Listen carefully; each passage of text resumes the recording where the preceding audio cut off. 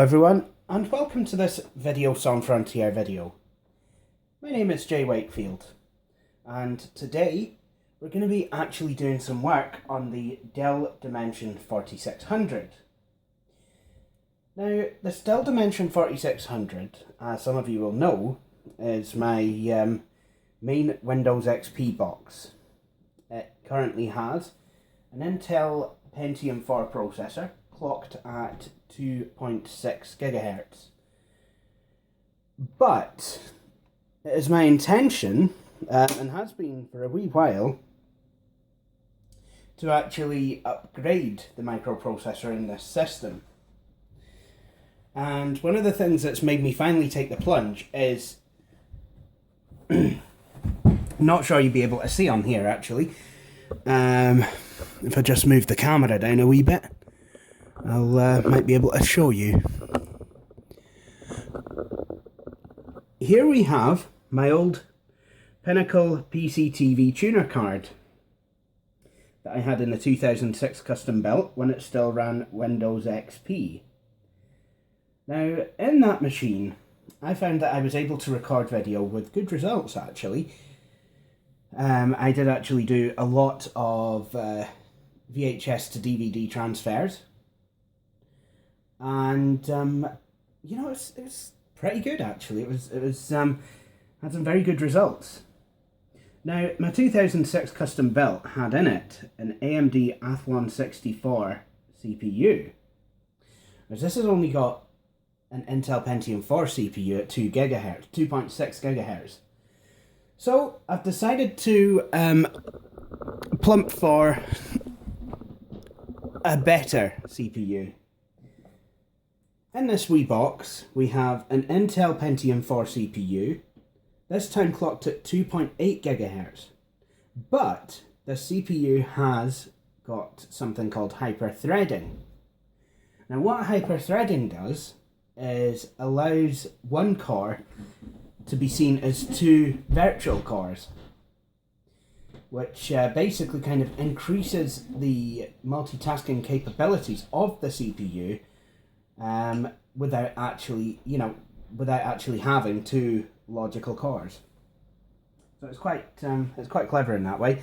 Sounds like it's the sort of thing that wouldn't work, but actually, you know, I've had good results with Intel's hyper-threaded processors before. In fact, my main desktop has got an i3 processor, which is dual-core hyper-threaded, giving me 4 virtual cores. My laptop is a Sandy Bridge i5 dual core hyper threaded, again giving me 4 virtual cores. But this will just give me 2 virtual cores. You know, I've had good experiences with Pentium 4's hyper threaded processors as well. So, without further ado, let's try and get into this machine.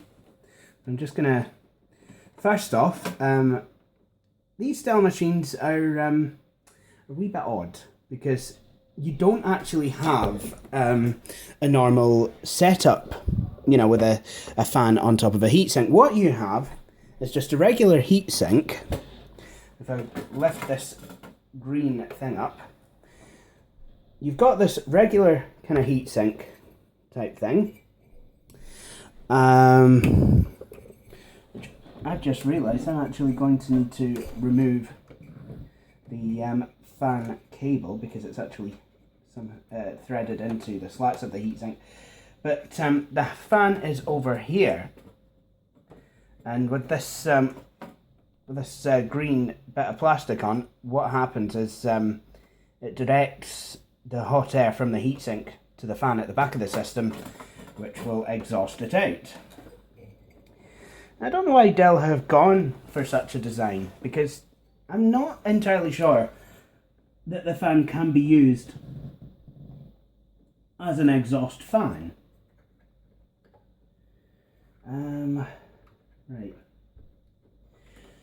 I'm also having some slight difficulties getting this fan unplugged as well. That's not what I needed. Oops.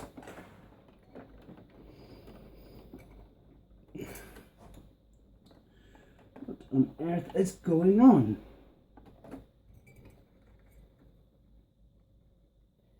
Unless... yeah, I think this fan has a bit that you're supposed to press down to be able to remove it, but it's actually giving me a lot of problems.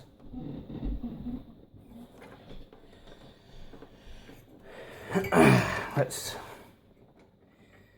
Jim's cracking's out my bulb. Right.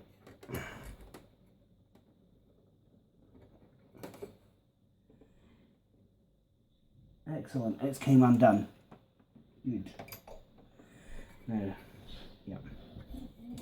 So now I've got to, according to the Dell instruction manual, I've actually got to try and twist this heatsink side to side to break some sort of a seal. Now see, heatsink has got very sharp corners, so it's actually hurting my hands a fair bit.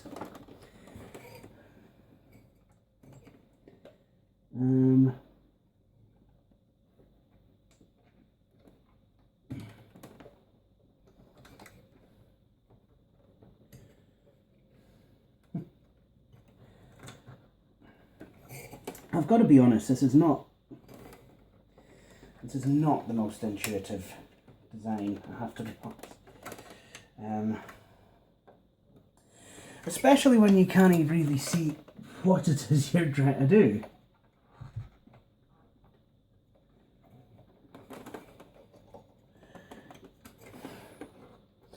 I know there's a retention in somewhere, and I know there's a loose bit there.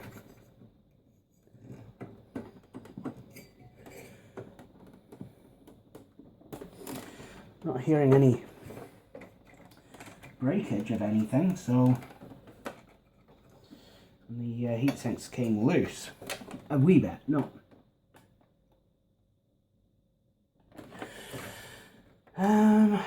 Right. Okay. It would seem that I've managed to get the clips out, but see, they're here.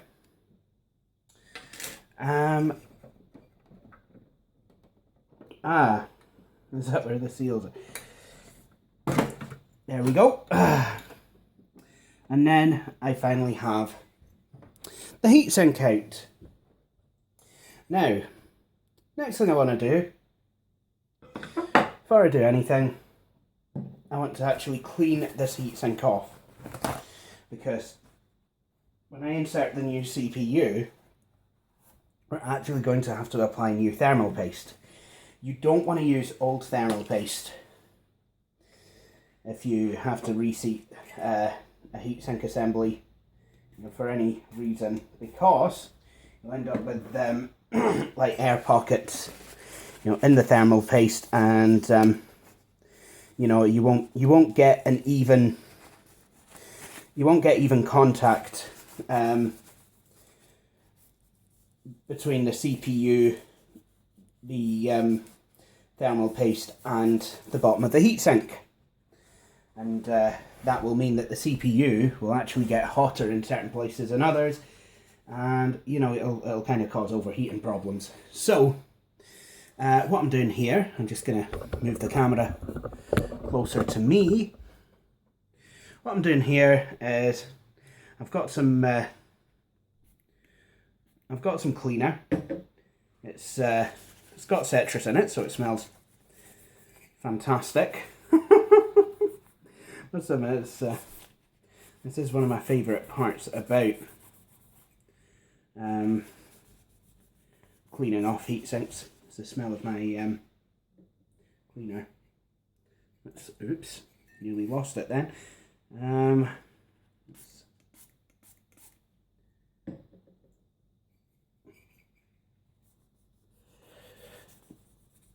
Now this is very old heatsink, and I think I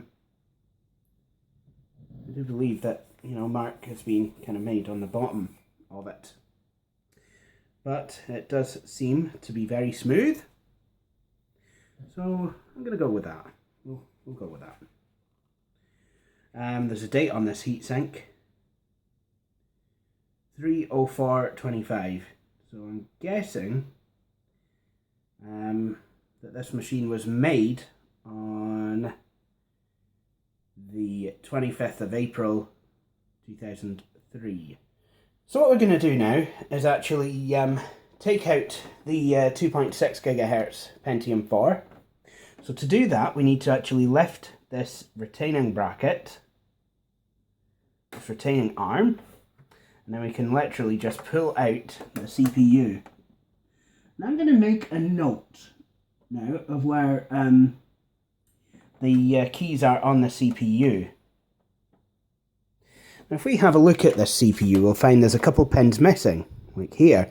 Now they actually line up with a couple of blank areas on the CPU socket where there's no pinholes, which basically means that the CPU can only go in one way.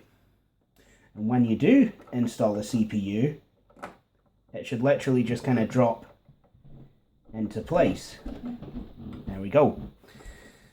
Whereas if you put it in the wrong way around, it won't actually drop into place. It would kind of just sit there on top of the socket like a lemon. You'd still be able to move it. Whereas if you actually install it correctly, you won't be able to move the CPU off of the socket because the pins will be all in. Right. Now, before I actually go on to get the fancy new 2.8 gig CPU out, I'm actually going to clean the thermal paste off this one, because then if I want to reuse this CPU, it'll be very easy to do so.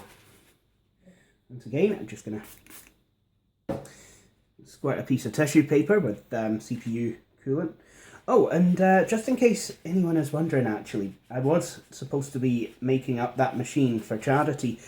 That's still on the card. I'm actually still waiting on a blanking plate for the motherboard, believe it or not.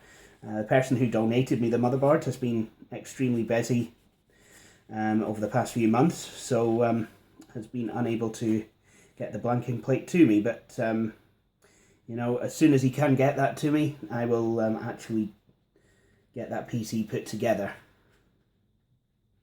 And then it will go to someone who needs. Right, excellent. One nice clean CPU, and I seem to be getting silver hand. Great, don't you just love this stuff? It gets everywhere. Now, I followed the instructions. I've not had the CPU out until it is time to install, but now it's actually time to install.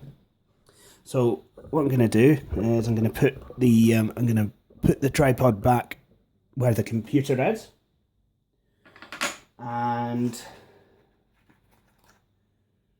here we go.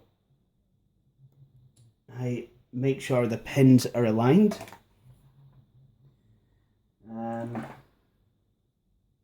Obviously hoping this works. You know, I always become a bag of nerves at anything like this, even though I've, you know, done this kind of stuff countless times before now. Okay, so the CPU is installed, the 2.8 gigahertz one, I believe, I hope. Now to push down the retaining bracket, and now that CPU isn't going anywhere. Now, time to apply some new thermal paste. I quite like this Atrix stuff. Now, admittedly, you do get it out of PC World, which isn't a good sign, but I have had quite good results with it before.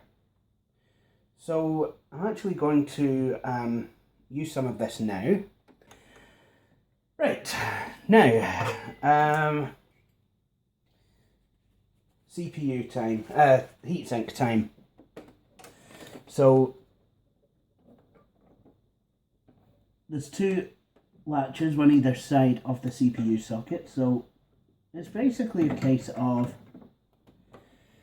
just kind of slotting one underneath and then clipping it back down,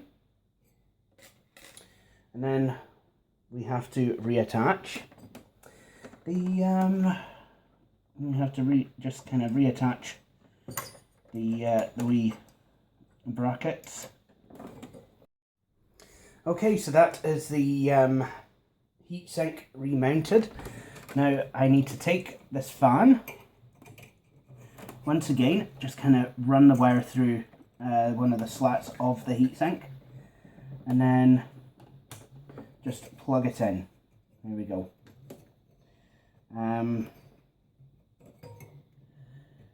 Now I think, yeah.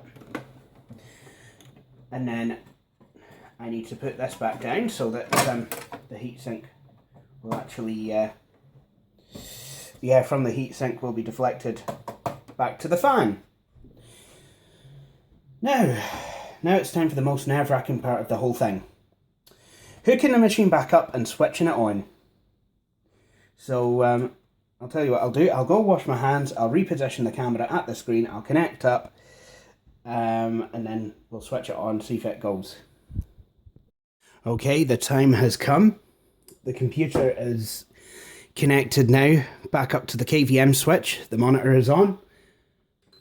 And now the KVM switch is set to the right channel. Okay. Smoke test! Well, we've got live.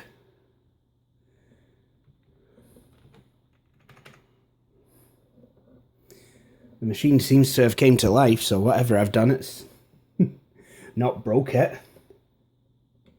Right. Now then. Intel Pentium 4 2.80 GHz. Should have really done a before and after on this thing. Now, CPU information. And now I have a hyper-threading option. Wait a minute. Oh yeah. Yeah, it's the left and right arrow buttons. So, hyper-threading, and that is now enabled. Excellent. 2.80 gigahertz. I'm just going to kind of move here so I can see the screen as well. 800 megahertz bus speed. I'll probably block this. Right, okay. Excellent. F29. 512k level 2 cache. Excellent. Now I want to exit setup. So I'll save changes and exit. And what we're going to do is we're going to boot into Windows and see what the old device manager has to say about things. If hyperthreading is enabled on this processor, when I go into device manager, it should actually show up as 2 processors, because it gives me 2 virtual cores. Oh, and there's a disk in the optical drive. Well done, Jay. Now, I forgot to mention this at the start, and I feel like a wee bit of a bam for doing so, for not doing so rather. But I would like to actually thank Billy Corr for the processor, because he took it upon himself to actually buy it for me, or send me the money at least so that I could buy it. He didn't need to do that. Billy's already sent me my birthday present, which I will be showing you in an upcoming video. So, what I'm going to do is I'm just going to type in my password and we'll log into Windows. Okay, that's me logging in.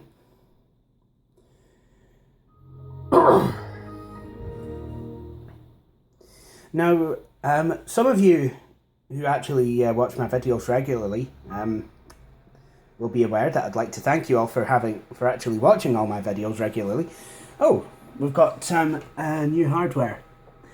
Found Wizard, Intel processor. I love the idea that the Intel processor driver for Windows XP is not signed. What's all that about? Yeah, that's not really that good.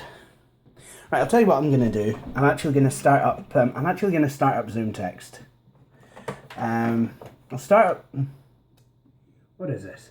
Wizard has finished installing the software for Intel processor. The hardware. you installed will not work until you restart your computer. Really? Oh dear. I suppose I best restart my computer. Oh, ACPI multi-processor PC.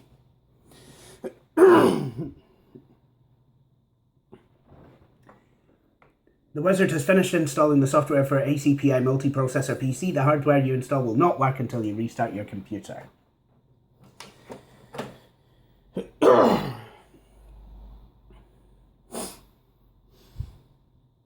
Now, I love the idea that the processor will not work until I restart the computer. See, because to work out that the computer needs restarted... Anyway,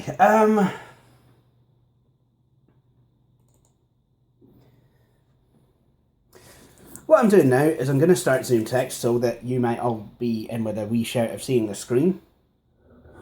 A wee trick I've learned from watching It's My Natural Colour videos. He actually uses a magnifier so that people might actually be in with a shout of seeing what's on his screen. That's actually really quite quick. I mean, a few years ago, I did actually find that the Intel Pentium 4 2.6 GHz processors were actually quite zippy. However, I think those days are kind of over, you know, with the way that XP has grown exponentially and what have you. And to be honest, these hyper-threaded ones are brilliant. These are some of Intel's best work. I didn't want to go with anything too fast. I mean, I could have maybe went for a 3 gigahertz, but I didn't want to go with anything that was going to, you know, make the PC fry up. So, as you can see, 2.80 gigahertz processor, 2.79 gigahertz with 2 gigs of memory.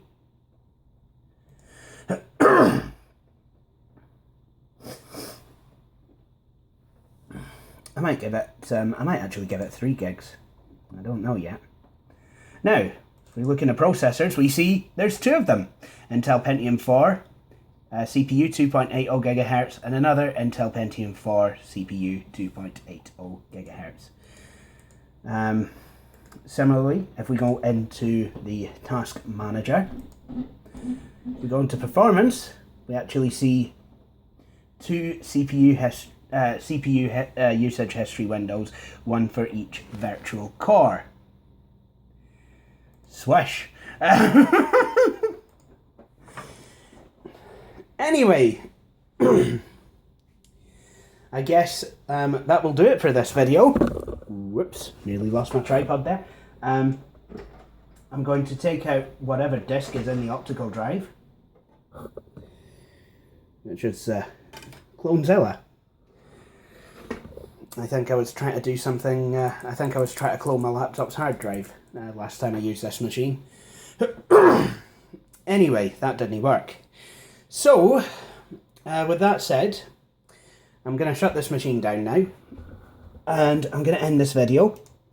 I'd like to thank you all for watching, actually, and I do hope that you did enjoy this video.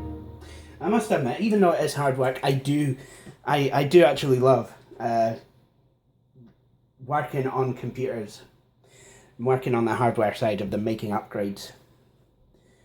It's not necessarily something that I get to do too regularly. I mean, I switch around laptop hard drives like there's no tomorrow. It seems that it's been that way over the past few months. But certainly upgrading processors and what have you, not necessarily something that I get to do too much of.